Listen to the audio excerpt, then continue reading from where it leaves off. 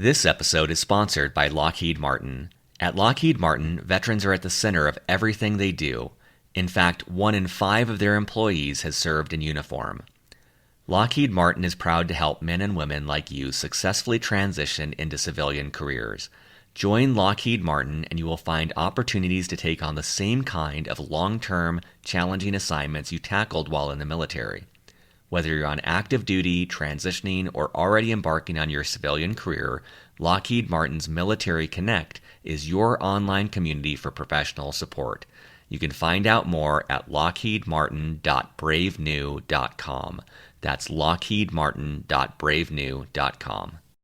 This is Justin with a quick note before today's episode. Beyond the Uniform is committed to helping military veterans succeed in their civilian career. In order to further our mission, we're launching a 2018 pledge drive. But rather than asking for donations, we're asking for reviews. If you have benefited from this show, please pay it forward by leaving us a positive review on Apple Podcast. There's a link in every episode's show notes, or just Google Apple Podcasts Beyond the Uniform, and it's the #1 link. Our goal between now and December 31st is to get to 150 reviews. As a way of saying thank you, we're going to pick our favorite review and send you a free copy of every Beyond the Uniform publication. That's Veterans in Consulting and Veterans at Goldman Sachs, 2 softcover books, as well as printouts of our 5 ebooks. More importantly, your review will help us get this show in front of more members of the armed forces and military veterans. Thanks and enjoy today's episode. Welcome back to Beyond the Uniform. I'm Justin Asiri, and my goal is to help military veterans navigate their civilian career. Today's episode number 216 with Kimberly Jung. And I remember that time, the first time we went over to Herat, I remember the saffron coming into the room and you could smell it, and it was so amazing.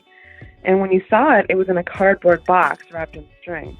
So it's a problem of marketing and also like packaging, right? Because this is some of the best saffron in the world.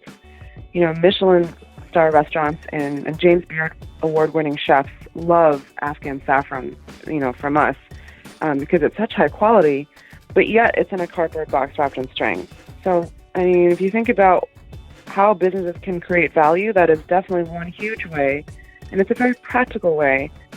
Today's guest was introduced to me by Kil Anderson from episode number 182 at the Pat Tillman Foundation, who described Kim as someone who moves a mile a minute. That may be an understatement. Kim went from the Army to Harvard Business School, where she started Rumi Spice, a for-profit company that employs over 2,000 women in Afghanistan. She raised over $500,000 in 24 hours, appeared on the TV show The Shark Tank, where she raised funds from Mark Cuban himself. She is now at MIT getting another advanced degree and focusing on the space industry. She asks herself frequently about if she is operating at 100% happiness, and if she's not, she finds a way to get there. There is something for everyone in this episode. As always, at beyondtheuniform.io in the show notes for this episode, you'll find links to everything we discuss. You'll also find information about our coaching program, where you can get subsidized coaching with one-on-one professional coaches to help you in your career and to achieve your peak potential. You'll also find over 215 other episodes just like this. So with that, let's dive in to my conversation with Kim. Well, joining me today from Boston, Massachusetts is Kimberly Jung. Kim, welcome to Beyond the Uniform. Thanks, Justin. So happy to be here. And do you prefer Kim or Kimberly? Kim's fine. Kim, great. Well, for listeners, I want to give a quick background on Kim. She's got a very impressive background. Special thanks to Kil Anderson, episode number 182. He introduced me to Kim. She's a Tillman scholar, among other things. But Kim is currently a graduate student at the Massachusetts Institute of Technology, and she also serves as the vice president of the board of directors of Bunker Labs. She started out at West Point, after which she served as an officer in the Army for 5 years, most recently as a Brigade Construction Officer. After her military service, she earned her MBA from Harvard Business School and then started Rumi Spice, a for-profit social enterprise that imports saffron from Afghan farmers and cooperatives. So, Kim, maybe to start things off, how did you decide to separate from the Army? While I was in the Army, I learned a lot. I got to get stationed in Germany and got a chance to lead troops. And I left because I was something else I wanted to do, which was to learn the skills and to continue on what it's like to be a leader, which in my mind, a business school really does. Because what you learn to do is to learn to mobilize resources and people to get a mission done. So I left the Army to continue on with the same mission, is to figure out how to do that. And how did you decide between going directly into the workforce or starting a company versus going to business school first? I mean, I wish I could have a better answer for you. I definitely got advice from a bunch of people to either way, right? Like A, go to business school, or B, go work out into the workforce. And I think I just didn't know. And so I remember I did actually apply to a couple places, and I also applied to business school. And I didn't necessarily close any doors immediately at that point. But once I got into Harvard Business School, it was kind of a no-brainer that I should go there. And I was curious, like I want to talk about Rumi Spice, but I'm wondering, was that an idea you had while on active duty? Did that occur at business school? I'd love to learn more about the origin. Rumi Spice came about when we were at business school, and I had remembered some of my experiences while I was in the Army. Basically, like, a lot of the stuff we did I'm very proud of, but it seemed to be addressing an effect rather than the problem. So it's like putting on band-aids over something that's the underlying problem is lack of economic opportunity. And my other co-founders felt the same way. So we had a couple of former military officers who had all served in Afghanistan. And we all felt kind of similarly about the work that we did in Afghanistan versus what can be done or what should be done. And we all came together and decided to start a small business opening up markets for Afghan farmers. So these farmers are not recipients of charity. They are our business partners. They are very much part of our supply chain. They have a stake at how well we do. We have a stake at how well they do, basically how well they grow their saffron and how well that we sell and market their saffron. And it goes way beyond that because we're very much tied in with the processing as well. So Rumi Spice has 3 processing centers in Afghanistan, and we actually directly hire these Afghan women, 2,000 of them actually this past harvest. And these farmers work with us, with marketing, because they know that the better job that we do in that, the more saffron that we can process with them. I think that's really incredible. And one thing I wanted to ask about, because I know a lot of listeners are aspiring entrepreneurs, how did you and your co-founders approach that initial decision of whether or not to have this be for-profit or nonprofit? That question is definitely something that we've struggled with for a while in the beginning, and there are pros and cons, right? So at the end of the day, both a nonprofit and a for-profit are businesses. So they have a P&L, whether or not you keep track of it. So with a for-profit, all the stakeholders involved have a monetary value attached to what they contribute and also what they receive. In a nonprofit, it's a little bit different because the people who are donating the money are not necessarily people who are the recipients of the value that's supposed to be created by the nonprofit. So immediately there's a dissonance between, it's actually called an agency problem. So it ends up being an accountability problem. So we really struggled with this, and looking kind of at our experiences in Afghanistan was the same agency problem with regards to massive government budgets and USAID and other things.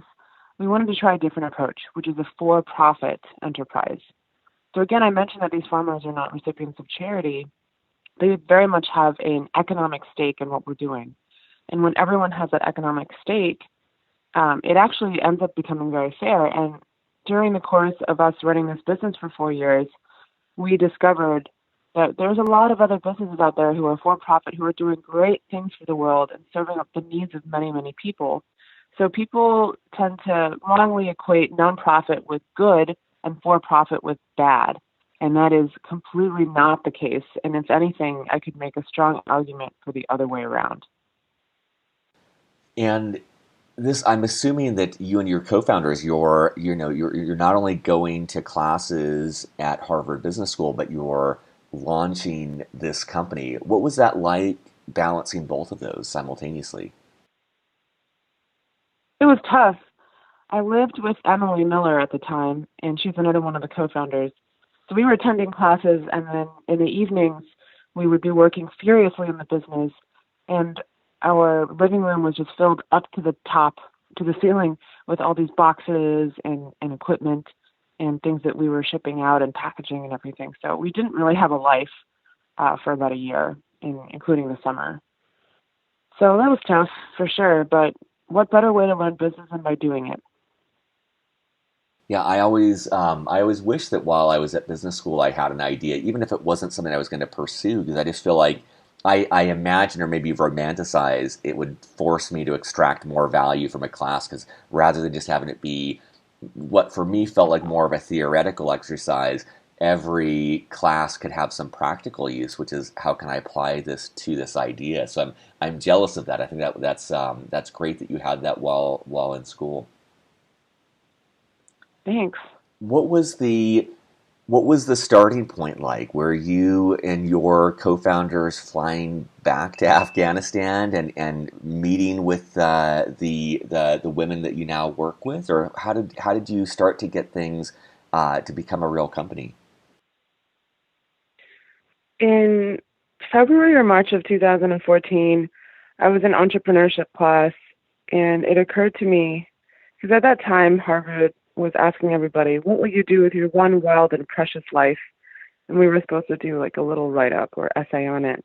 And I really got to thinking about that question because, like when you make big decisions about what you do to spend your time every day, you don't have very much time left, and it's always ticking down.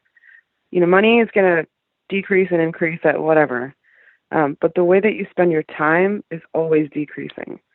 So I thought to myself, I've always wanted to start a business in Afghanistan, and I've wanted to help these Afghan women. I thought of it that way at first. So how can I do that? And I'm in a great position to do that because I'm going to graduate from Harvard Business School, and I'm going to be covered. If anything bad happens, I'm still going to have a degree from there. So that was one thing, but that could really apply to a lot of things, right? Not just Harvard Business School. Depending on what your bottom net is for yourself. And then I wasn't married. I'm not married now either, and I don't have kids. And I was happy like eating ramen and sleeping on couches if I really had to. So for me, it wasn't that much of a leap to start a business and to really just go for it. So I bought myself a ticket to Afghanistan, and I got my entrepreneurship professor to come with me. And we met up with Keith, who was deployed at the time in the Wardak province. Actually, it was in Kabul that we met, but we met with a farmer who was from Wardak in Kabul. And then we also went to the western part of Afghanistan, and there we met with 11 other farmers. And I remember just traveling around as a civilian, wearing a hijab, not having, a bunch of weapons or force protection with us. And it was so much more refreshing and free, and I felt like a normal person. And these farmers also probably appreciated that too. At first, these farmers wouldn't shake my hand because it's not part of their custom to touch another woman who's not part of their family. But, a year later, they were taking selfies with me and shaking my hand because, they're part of this business. And they know what needs to happen to basically sell their saffron bulbs. And I remember that time, the first time we went over to Herat, I remember the saffron coming into the room and you could smell it, and it was so amazing. And when you saw it, it was in a cardboard box wrapped in string. So it's a problem of marketing and also like packaging, right? Because this is some of the best saffron in the world. Michelin star restaurants and James Beard award-winning chefs love Afghan saffron, from us because it's such high quality. but yet it's in a cardboard box wrapped in string. So, I mean, if you think about how businesses can create value, that is definitely one huge way. And it's a very practical way that I think, what we did in the military and USAID or government has kind of overlooked. That's at the end of the day, like what's going to really help change hearts and minds is building the small businesses through like selling, marketing, and sales. Other stuff is kind of tangential to that. They all lead to marketing and sales. Farmers want money. That's it. People want to feed their families. I, I I love that, and I respect. I just there's something about that mission where it's like the thought of those farmers earning this and being a partner in this that seems to me so empowering versus like the approach of giving them money or I've always been a fan of like microloans and things like that. So I love this sense that they are legitimate partners with you, and I can imagine that psychologically for them that's very empowering rather than just being recipients of charity or something like that. Exactly. Yeah. What were the I want to talk about other things that you've been up to, but you were with Rumi Spice for over 4 years. What was that like? And I'm particularly thinking of people listening who are on active duty who want to be an entrepreneur, and maybe most of their context for entrepreneurship is popular media or TV shows or movies. I'd love for them to get a sense from you of what the real day in day out experience was like, both the good and the bad. I think that I had my first entrepreneurship training when I was still in the Army and I was a Brigade Construction Officer. So I had a small budget and I was organizing these basically construction projects across Fort Leonard Wood. And you wouldn't think that was entrepreneurial, but like more like bureaucratic. But that's actually like, entrepreneurs will like, they go through the bureaucracy. They go through like people and resources. They know how to talk to people and basically get what you need, and get and not in a like necessarily heavy-handed way, but no matter what approach you take, and you have a bunch of tools in your toolbox for how to deal with people, you're able to influence people to give you the time, resources, and talent that they have that you don't have or that you need at that time. So at Fort Leonard Wood, I remember like having to, it was like corralling cats a little bit because I was talking with DPW and also talking with various units who had like pots of like gravel or different types pieces of equipment here and there, and cobbling them together and making sure that they got something out of it from the other people. Um, and then we were able to build all these construction projects, but it couldn't have been done by like a single unit. I had to go around and like basically make deals with people based on resources from other people I'd been talking with. And I think anyone can do that. And it's hustle and it's diligence and it's people skills. I think, I mean, there's so many good and bad things. It's like a huge roller coaster. I remember when at Rumi Spice, we were kind of balancing between a couple of, this was after Shark Tank, and we were trying to close the deal with Mark Cuban, but we also had our other investors who wanted to also be part of it and were not necessarily too happy with what we had struck with Mark Cuban, and we weren't necessarily happy either. And then we needed money at the same time because the harvest was coming out, so we needed about $200,000 at the time, and we got a loan from the VEDC. And then about a week after we were supposed to get the money, we were kind of like not panicking, but like, where's this money? Because we needed to send it over to Afghanistan and start using it.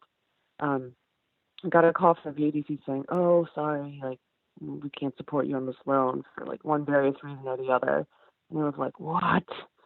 And our business was going to close. And I remember I was in Turkey at the time because we were interfacing with another supplier.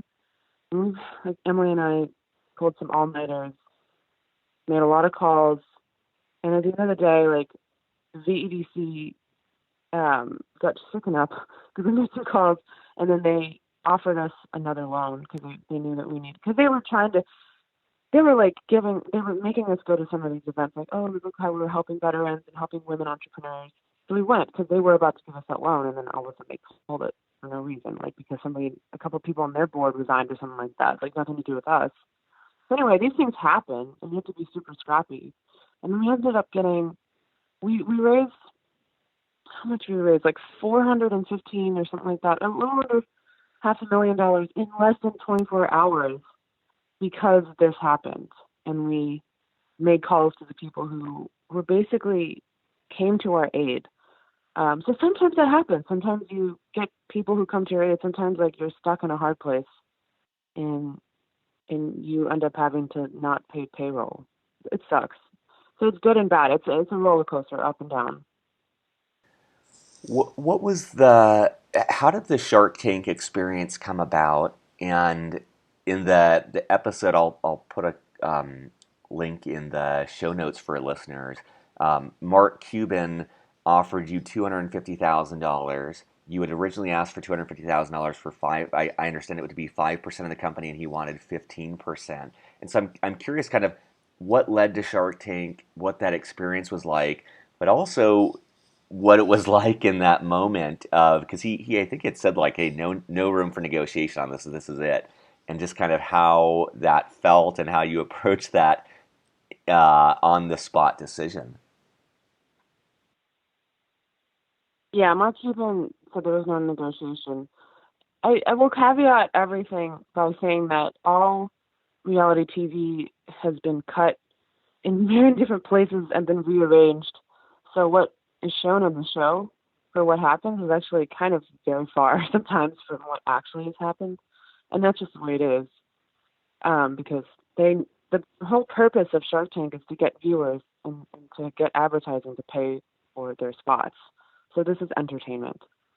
So either way, what this, you got to think about what's in it for Rumi Spice. We get to be in front of a couple of VCs or angel investors, really, that's what they are, um, who can potentially invest in the business, but also who bring their skills and their networks and their resources to the table. So it's not just their money, it's their network and resources. But I also will say it's not their fame either, because tell me exactly what fame translates into for dollar value or for exactly how it's going to specifically help out your product and your industry.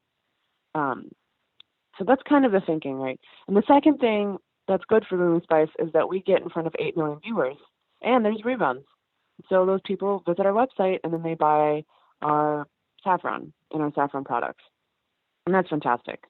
And there's also an added benefit of if you're talking with any other corporates, if you're trying to make deals with, let's say, like Whole Foods, or you're trying to get them to buy our saffron, they're going to know that you were on Shark Tank, and that's huge. And that sometimes tips their decision making towards you sometimes.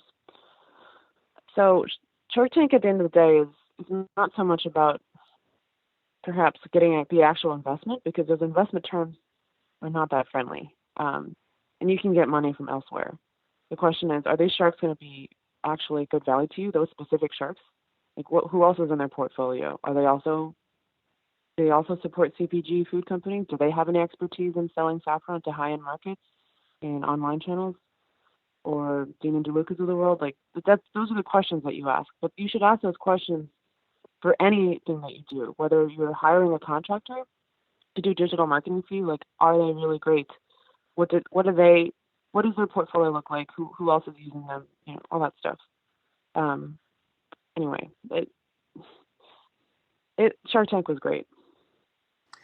I always think of so one of our investors for Storybox is Google's chairman Eric Schmidt, and I think in terms of like, okay, well, we got money from him, we got the credibility that you alluded to, where it's like, okay, we can use that in meetings and it makes us seem more credible.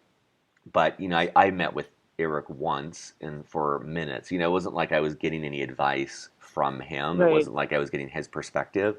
And I was curious what your experience was with my assumption when I watched the show is that Mark maybe will respond to an email once in the life of the company, but I can't imagine any of them being very involved. And I'm curious what your experience was like in directly interacting with him or getting his advice.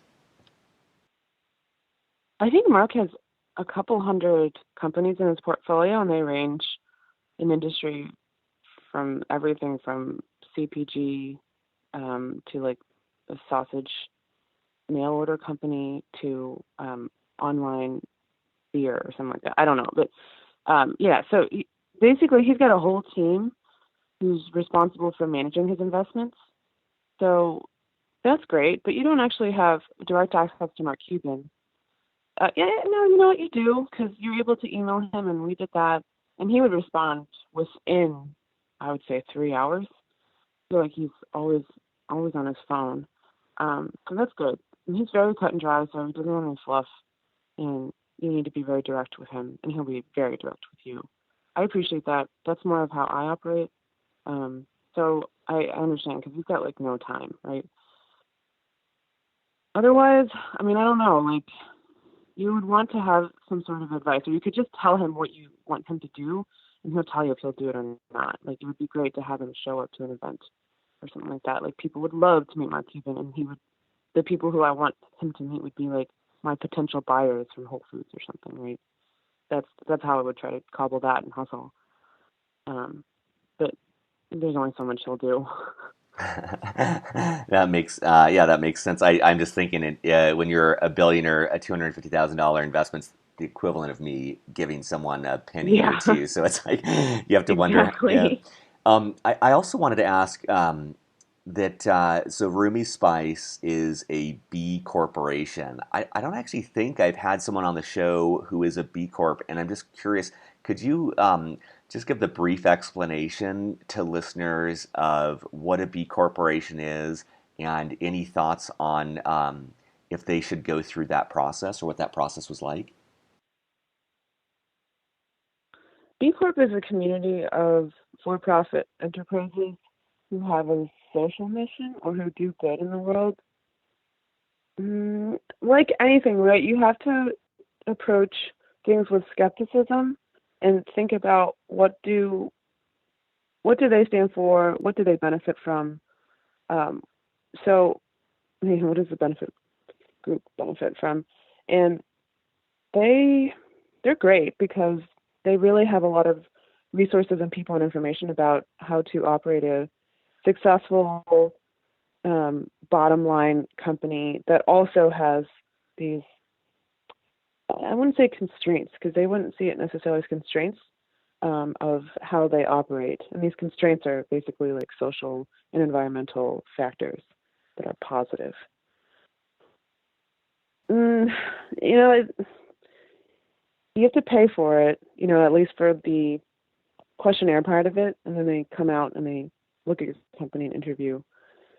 And then you get this stamp and that you're able to put on your packaging that says B Corp. Um, and then you get invited to the B Corp conferences and get to meet with other people. So what does that mean? You get to meet with other people and talk with them about their strategies. About what? I don't know. Um, and also potentially some of your future buyers, like let's say the Whole Foods buyer again. That's just my general term for a buyer. They might look more favorably upon you if you were B Corp certified. So that's good. Um, that's how I would think of a B Corp certification. Same thing with Fair Trade certified because that one's expensive, and you get that stamp that you're able to like put on your packaging, and then you can tell buyers that you're Fair Trade certified because they care because their consumers care. Um, but I already know I'm Fair Trade certified, or I already know I'm Fair Trade. Like we do what we do. I don't do that. You know what I mean? I don't know how to quit if I'm quite Yep. like Nope. That makes sense. Yep. communicating what I'm saying. Yep. No, It's that makes sense. marketing is what it is. Yeah. That's like the theme. The theme of the experience is it all boils down to marketing. It all boils down to packaging.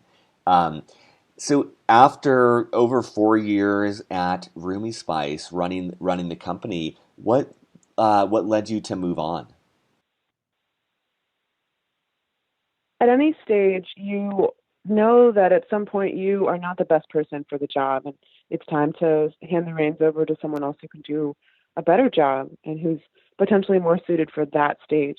And I'm very much a early entrepreneur, early in the stage of a business where there's nothing and I get it from 0 to 1. And I could potentially do more than that, but I think I'm best suited for 0 to 1. And our other co-founder, Keith, has really great analytical and organizational leadership skills, and he wanted to take over the business, and so he took over in about last year. I think, yeah, March or April of 2018. So actually this year. And I wanted to move on because I'm still the way that I make decisions in life, these big decisions, it's like, am I operating at 100% happiness? And I think people would probably say, like, why would you ever be at 100%? But I would say I'm absolutely at 100%. Like, I'm at MIT and I am surrounded by, like, nano robots and all sorts of like amazing like medical technologies and all this like math on the board, and I'm spending over 30 hours per week on problem sets and not sleeping very much, and surrounded by these amazing, smart, intelligent, and nuanced people. I would be nowhere else. So I'm really operating with 100% happiness here, and I don't think that anybody should be operating anything below 80%. So I love it. I not, love it. but the people who can say that are the ones who are A, financially stable, which is not always the case for everybody. B, who don't have families and children and responsibilities in being a husband or wife and that kind of stuff. I don't have any of that. I'm living currently in a dorm room, and I can live off of basically almost nothing, and I don't have a family. I mean, like, I don't have kids of my own. I don't have a boyfriend or a husband. And this is how I want to operate right now. That's So I'm awesome. at that life stage. What did lead you? I have questions about the in between time, but what it was surprising to me that you went back to school, and I think it's also so awesome because it's very evident how energized you are and how much you're enjoying that environment. But where did that decision come from? Like, how did you go from CEO of this company and say, you know what, I want to go back and get even more education? Well, I don't think of it as education. I've always wanted to go back into engineering, and my dream is to work in the space industry. I want to see humankind in space. And for me, I don't understand why anyone else would not want to be part of this, right? So, like, that's how strongly I feel about this. Like, you go outside at night and you look 360 degrees in every direction and then 180 degrees, right, up and down. And there are billion stars with potential life out there and all these other planets and solar systems and nebulas. And we're right in the beginning part of that. We're sending Mars rovers out and exploring these seas of Europa. And I want to be part of that. And so that's why I'm going back to MIT for mechanical engineering, because this is going to propel me towards that dream of working in this industry. I love it. We could do a whole nother interview about I love science fiction. I love space. I love all of that. So it's so energizing to hear you say that. And I agree that I think the most exciting industries right now are it feels like at times the only, and I've spent 10 years plus in startups, but like the only true startup feeling is like these people who are saying we want to go to another planet. That's like that to Yes. me has the same resonant feeling that it must have felt like, when Steve Jobs was creating computers and they were like democratizing the access to information and to computing power, and like that at the time must have felt like game changing and world changing. And then now sometimes I get cynical because it's like, well, now I'm working on technology to help people sell more stuff online. It's just not, it doesn't have that same Yeah. life changing experience. But then you talk about the long time survival of a species being, almost predicated on having not all of our eggs in one basket on one planet and really exploring and getting out there. So there's so many things about what you're saying that are exciting to me for me to hear. Um, Awesome. Yeah, we should definitely talk more about this stuff. um, what about when Patrick Kill Anderson introduced us, he had told me, Kimberly is a mile a minute. She's just such an impressive human being. And he said one of the things he said that I wanted to ask about. He said, yeah, she just wrapped up a self-reliant leadership crucible in Alaska. And I kind of wanted to ask about that and what that experience was like, but just kind of also what you got up to in between coming out of 4 years at Rumi Spice and then starting at MIT. The trip with self-reliant leadership to Alaska was absolutely amazing, and I got to meet so many amazing people who are at various stages in their transition from becoming being military to civilian. So we had a couple of special forces guys who had been in, who sergeant major for 20 plus years, um, or someone who was working for Google who just transitioned like less than a year ago and was working as a programmer, and he used to be an infantry officer. So you get to hear so many different perspectives, and we all learn from each other. And we were hiking a glacier, and sleeping on the glacier for like a couple of nights and freezing our butts off, and conquering these mountains together and backpacking. And you couldn't have asked for like a better trip with the best people that I could ever hope to be with. And so to be a part of this experience, a part of these other veterans, transition time, to have them open up and then share of my own, was very eye-opening. We all became very, very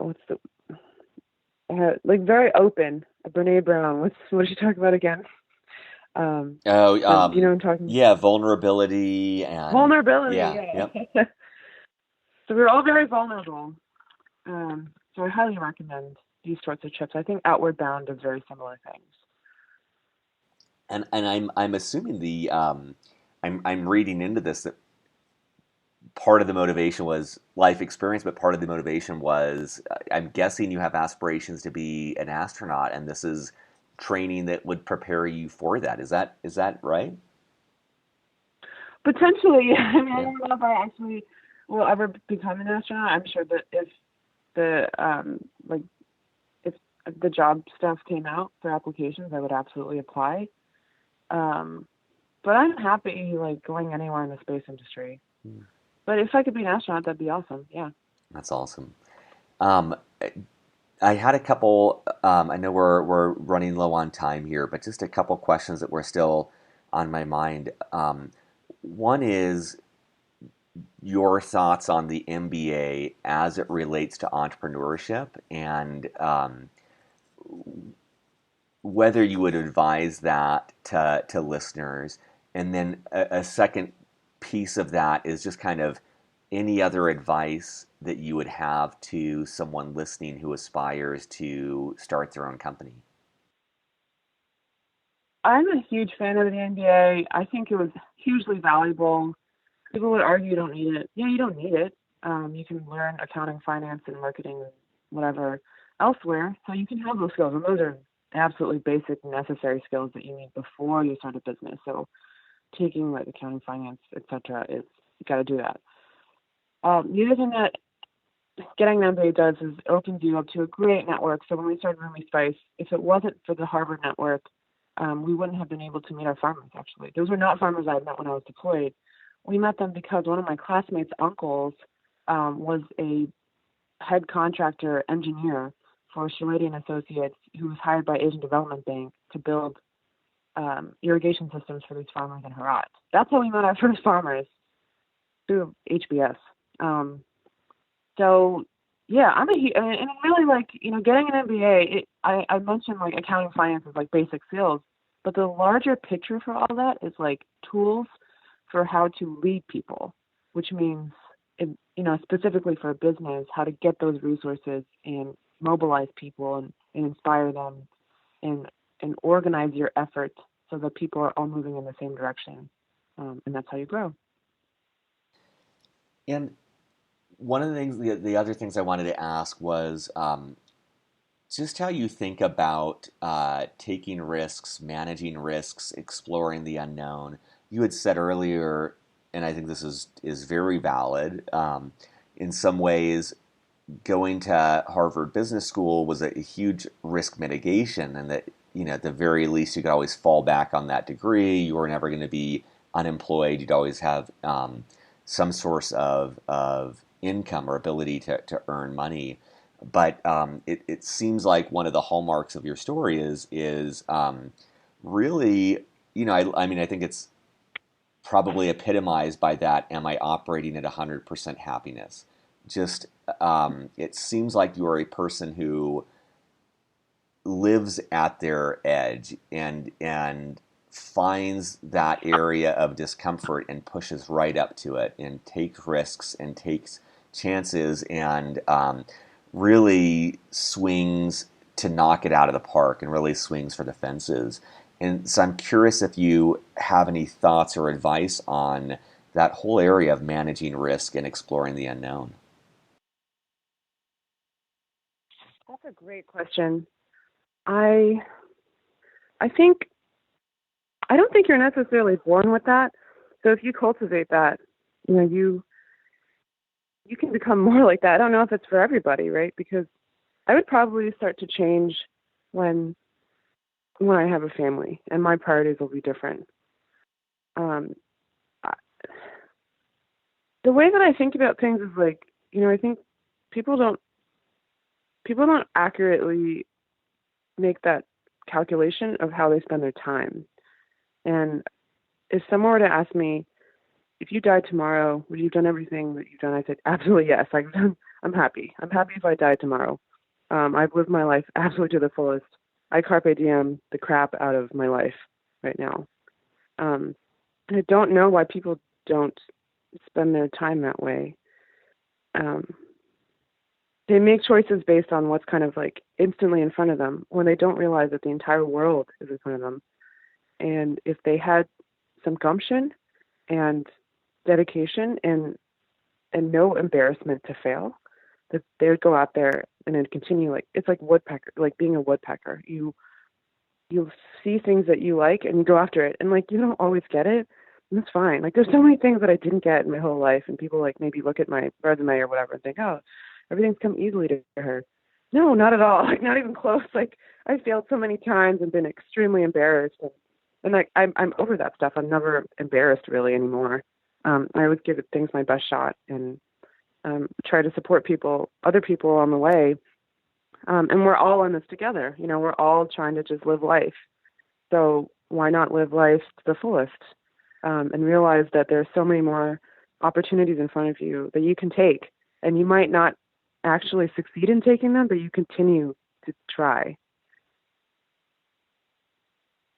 I love that, and I love that thought of when you said, people kind of look at what's immediately in front of them, and then like, but the whole world is there.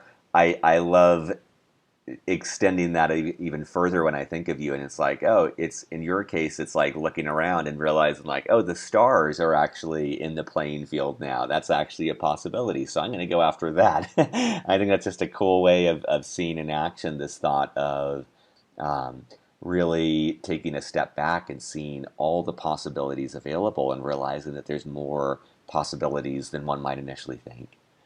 Um, well, I always like to keep Absolutely.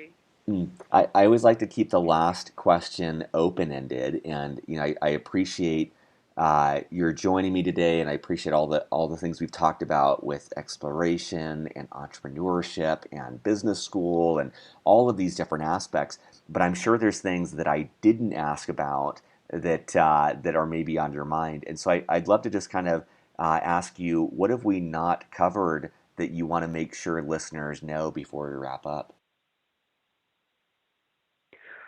I'm just really, I feel very blessed and fortunate to be on this podcast with you, Justin, because you're kind of I think we share a lot of the same attitudes about life, and you go out there and you go for it, and you're kind of a mover and shaker. No, you are a mover and shaker, and I really admire a lot of your entrepreneurial success and the ways that you've contributed and given back, also in this podcast. So I just want to say thank you, and that I feel very happy to be connected with you, and I hope that people listening on this podcast like realize like how amazing you are. Thank you. That means a lot. Yeah, I appreciate that. I know why. Patrick connected us. I think but I feel this sense of gratitude for having you on the show as well. Like you just have an incredible background, but I think more than the background, I appreciate, and I hope listeners are getting that same sense of just the kind of like the electrifying energy of seeing someone who's playing, like the phrase I love, and maybe it's overused, but that phrase of playing full out and not holding back. And it's on my mind. There's a movie I'm seeing this weekend called Free Solo, but it's about Alex Honnold, who did the free climb of El Capitan, and it's just this sense of awe of someone who is knows what their purpose is in life and pursues it without fear, or pursues it with courage at the very least. And I put you in that Right. category of someone who is just really living at their edge, and I think that's inspiring for me, and I think that's inspiring for the listeners. So thank you so much for joining us today. Thank you so much, Justin. It's been such a pleasure. Surface, surface, surface. Thanks for listening to this episode of Beyond the Uniform. There are over 200 free episodes at beyondtheuniform.io. They're classified by the industry of focus, the functional role the person plays, and more. Beyond the Uniform is hosted, produced, and edited by me, Justin Asiri. Our Director of Outreach, responsible for sponsorship and guest episodes, is Steve Bain. Our editor, responsible for the show notes and text transcripts for all episodes, is Kathleen Dillon. Our data analytics and insights advisor is Andrew Woolridge. If you are enjoying Beyond the Uniform, you can help us out by telling your veterans and friends in the military about this free resource. There is more information on the website about how you can sponsor an episode or donate to our program to help us grow the work that we're doing. Be sure to check out the coaching section of beyondtheuniform.io, where you can be paired with professional, subsidized coaches to help you figure out your next career move. You can sign up for our newsletter to be up to date on the latest happenings at Beyond the Uniform. And in each show notes section, there is a link to audible.com, which is providing a free audiobook of your choice to Beyond the Uniform listeners. You get a free book of your choosing, and Beyond the Uniform gets $15 to subsidize the cost of the show, regardless of whether you continue with audible.com or not. Check that out and more in the show notes for this episode. Keep the feedback coming. Let me know what resources would help you in your career, and we'll do our best to make that happen. Take care, be safe, and I'll be back next week with more interviews with military veterans about their civilian career.